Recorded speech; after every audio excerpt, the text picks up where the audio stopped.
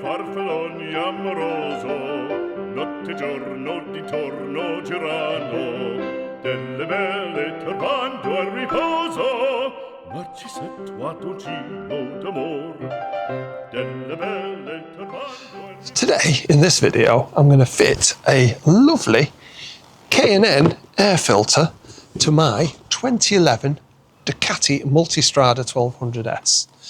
I've had this bike for about 2 months now. I've done about 1,000 miles on it. I love it at the moment, really do. But looking back in the service history, it's currently got 27,000 miles or so on it. It never appears to have had a new air filter. I'm imagining that some of the checks along the way people have had it out and cleaned it, but bitter experience in the past has said that if it's not a replacement, it ends up where it perhaps gets skimped on some of the oil services you might have had. So my expectation is that this filter won't have seen the light of day for a good few years, if at all. And I'm hoping that by putting the K&N in, which I'll replace in 24,000 kilometres, 15,000 miles, that I should perhaps get a little bit of a performance enhancement. Not necessarily a quicker bike or anything, but if the current air filter is blocked, having this free-flowing one on should actually make the bike breathe a bit easier. When you look in the workshop manual, it does tell you you have to take the fairings off the side and the tank off. Taking the tank off is not unusual. All 4-cylinder bikes tend to have the tank taken off unless you can slip it out the side. So that's not such a big deal. However, there is issues with taking the fairings off this and the beak at the front. Now, I think that if I remove the beak, I'll probably be able to get in and do the air filter anyway. So we'll see how we go on with that. First thing to remove is this panel here, which is held on by 2 3mm Allen-headed screws. So let's get on them.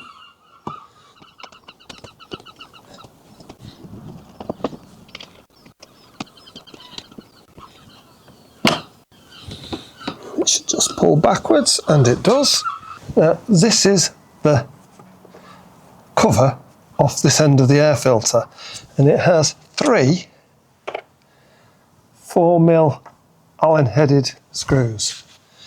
And it goes onto a rubber piece that goes through to the front of the bike. So I'm just wondering, despite what they said, if I undid that so this would lever out and undo the screws, if I can just actually take it off. So I'm going to have a go at that before I do anything else. So let's undo these.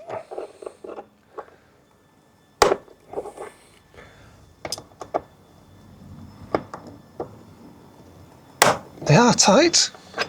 Are they Ducati tight or ham-fisted mechanic tight? Who knows? And the top one is in there. Maybe I should get a torch. Oh no, I'm in. As you notice, using it long way around with a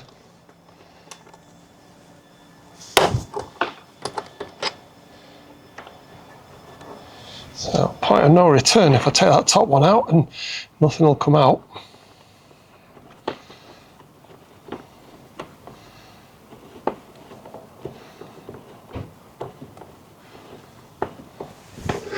Let's see how long they are.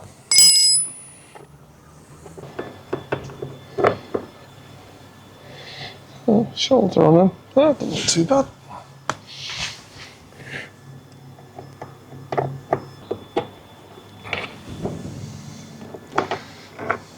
That's 2.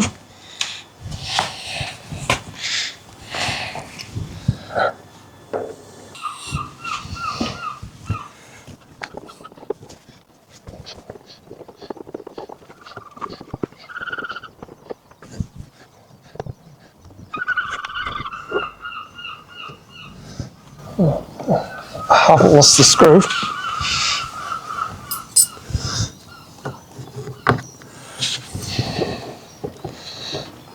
No, it's not firm.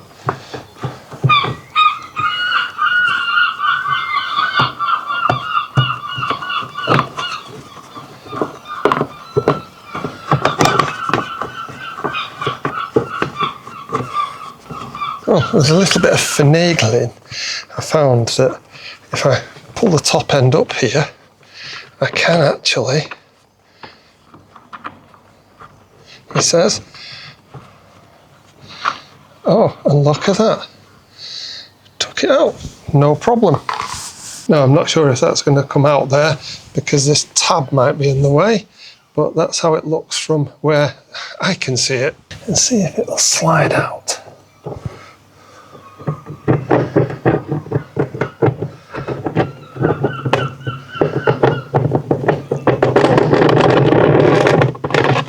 Well, that defied expectation, didn't it? I thought that there was a seal that should be on the end of this, and I certainly can't see it. And putting my hand inside, I certainly can't feel it. So it's not anything that's fallen off while I've been taking it out. And it does seem reasonably clean in there. So what I'm going to do is assume there was no seal on it. I can't say that it looks too grotty in there, but again, I've not seen a clean one of these. But equally, it would be very difficult to blow anything out of it. You could perhaps blow through this side and see if you got stuff out. Is it an original Ducati one? I really no idea. There was no seal, so I didn't see that. So I'm probably quite pleased I'm doing this. I will have a look and see if that's an original Ducati part number. Now, the K&N.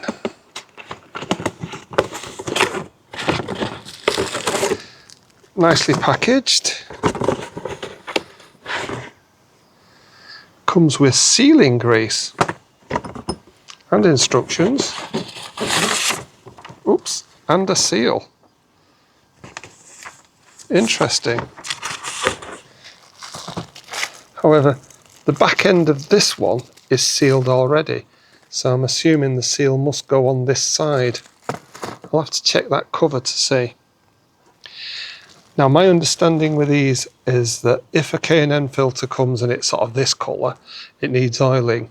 And if it's red, it's been pre-oiled by the factory. So this has been pre-oiled. Hopefully I'll be able to fit it in. Being checked inside's all clean, and given this a good clean, I recommend you have a bit of a practice, perhaps using the old air filter first of all, just as to how you're going to put it back in, especially when you've got this. It would appear that the trick is you squash it down just slightly, just to get it started at that end. I don't know if the K&N will go in as easy, I might have to take that out. And then the other thing with this is obviously I'm going to have the rubber seal on here, and you need to work out, and I think it goes in top first, and then you flip the bottom over and finagle it onto there, finagle it onto the screws, and it should be actually quite easy. I'll probably prove it's wrong when I actually get to it. So it was top in first and then round. So having done a bit of practice, I'll now unpackage this. And it does feel a bit greasy on the inside. And that's the sealed end, and it will only go in one way. So let's see if we can get this in.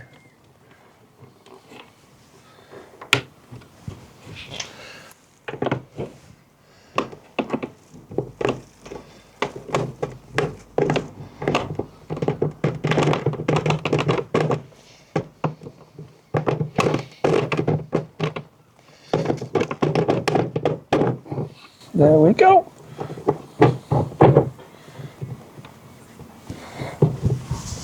Make sure it seats down in the recess at the other side. I did think about putting a smear of that grease in here, but I know how messy you can get, and I think that this extra seal in here is going to do absolutely fine. So let's see if I can get that in first, just like that. Oh, top first.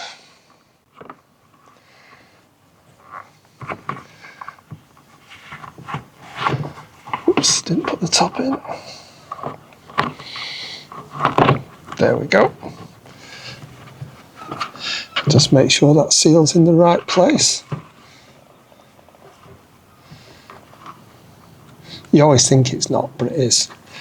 Right, get this onto here.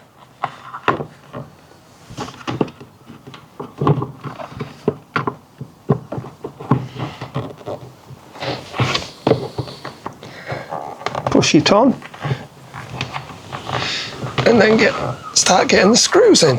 Put the two easier to locate screws in first, without going mad on them.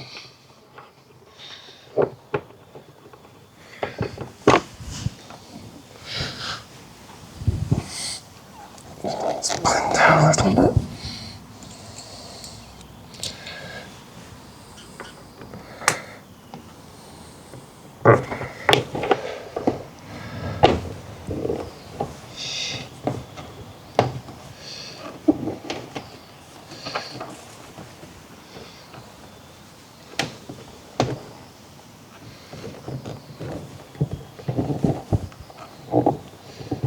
And I'll tighten those two in and then put the top one in.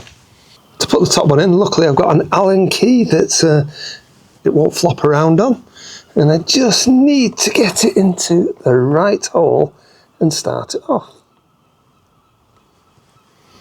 Here we go. This job's gone a lot easier than I expected. I thought I was going to have to take the snout off, and in reality I just had to take this off. So I took that off.